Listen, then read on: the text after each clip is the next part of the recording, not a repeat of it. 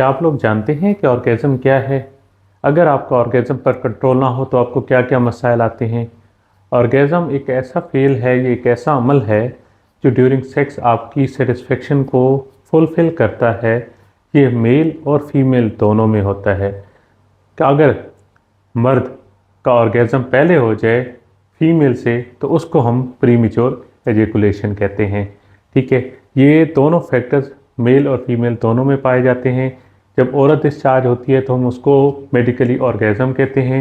ये sexually cycles होते हैं जिसमें 4 साइकिल्स हैं जो स्टार्ट होते हैं एक्साइटमेंट या डिज़ायर से, फिर एरोज़ल, फिर आपका हो गया क्या कहते हैं ऑर्गेज़म, लास्ट में सैटिस्फैक्शन भी बोल सकते हैं, रिसोल्यूशन भी बोल सकते हैं या एजुकुलेशन भी बोल सकते हैं। ये 4 स्टेप्स वो बेसिकली सेक्सुअली साइक्लिंग स्टेजेस होती हैं जो कि आपके पूरे सेक्सुअल अमल को फुलफ़िल करती हैं।